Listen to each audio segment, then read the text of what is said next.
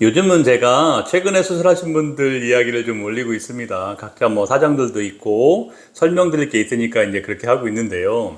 저는 수술하고 다음날 병원에 이제 오시라고 합니다. 수술할 때 아직 그 몸에 남아있는 분비물이 하루 정도 좀 배출시키는 게 좋아서 그렇게 하고 있고, 또 수술 다음날 수술 직후의 모습을 제가 한번 체크하는 게 좋아서 그렇게 하고 있어요. 오늘도 어제 수술하신 분이 방문을 하셨습니다.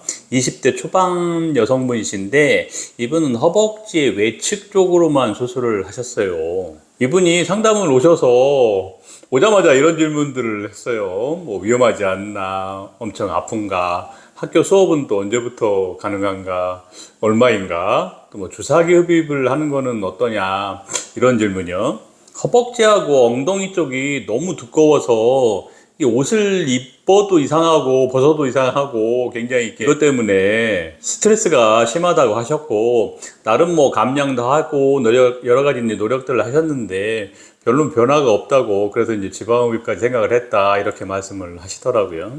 앞에 말씀드린 이런 여러 개 걱정도 했지만 또 학생이니까 돈이 없잖아요. 그래서 이제 비용 걱정도 굉장히 많이 하셨고요.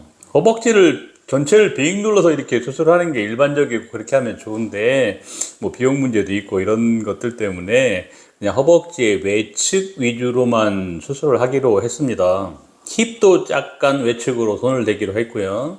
제일 문제가 되는 부위가 이 부위가 됐고, 본인도 이제 여기에 동의를 했고요. 최근에는 이 근육을 만드는 운동이 굉장히 이제 핫해지면서 이 엉덩이에서 허벅지까지 약간의 볼륨이 있는 것을, 뭐 예전에 이제 슬림한 것만 원했다면 이런 볼륨 있는 것을 조금 원하는 그런 시대가 좀 된 것 같아요. 선천적으로나 또는 이제 운동을 열심히 해서 이런 것들 잘 만든 연예인들이나 인플루언서들이 이런 것들을 이제 직간접적으로 자랑을 하면서 저희가 이제 젖어드는 거죠. 그런데 이렇게 예쁜 모양과 좀 다르게 지방만으로 이렇게 튼실하게 만들어진 그런 볼륨으로 만들어진 허벅지도 있죠. 이런 볼륨은 좀 더 아래쪽으로 좀 치우치고 밸런스나 좀 라인이 이렇게 예쁘지가 않습니다.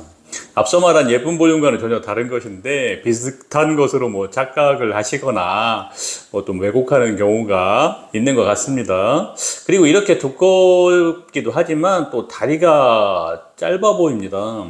고관절 시작이 여기인데 우리 여성들은 이보다 한 이렇게 10cm 정도 이렇게 내려와서 이쯤이 더 높은 경우가 많아요. 그래서 다리의 시작이 여기로 보이니까 다리 길이가 훨씬 더 짧아 보이게 되는 겁니다. 우리 여성들이 이제 다리도 짧은데 여기 이제 또 눈에 보이는 어떤 길이가 더 짧아지게 보이는 거죠.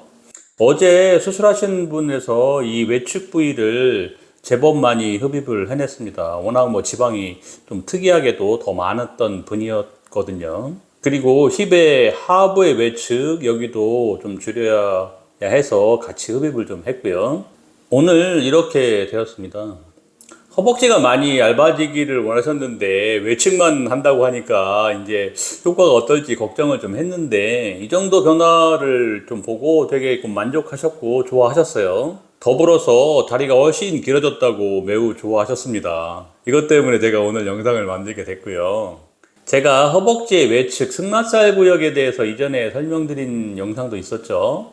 이 부위가 지방흡입으로 만족도가 굉장히 높고, 또 문제도 수술할 때 별로 없는 좀 쉬운 축에 속하는 그런 부위예요. 시술자도 또 환자분도 되게 좋은 부위인 거죠. 오늘 드레싱을 하면서 상담 때 질문했던 내용들에서 수다 좀 떨었습니다. 위험하지 않나, 뭐 충분히 안전하게 진행됐고요.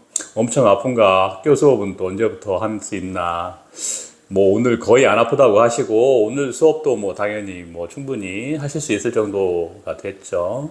얼마인가? 이분은 비용이 180만 원 들었습니다. 주사기 흡입은 하는 건 어떠냐? 이 방식은 환자나 시술자나 고생만 많이 하고요, 효과가 별로 없는 수술이에요. 이 수면에 대한 사람들의 그 과도한 공포를 좀 이용해서 만들어진 어떤 상술적인 것이 좀 강한 것 같고요. 차라리 이분처럼 전형적인 지방흡입을 범위를 좀 제한하는 포인트 개념으로 하는 게 훨씬 더 좋은 결과를 만듭니다. 수면은 제가 2001년부터 25년간 아무 탈 없이 아주 잘 해온 일이고, 뭐 저뿐만 아니고 대부분의 병원들이 그렇죠. 주사기부에 대해서는 나중에 이제 다시 영상을 만들어 볼까 생각 중이고요. 다리가 길어졌으면 하는 게 많은 분들의 바람이죠. 그리고 실제로 뼈를 자르고 이 간격을 벌려놔서 실제로 다리 길이를 늘리는 이런 수술이 있습니다.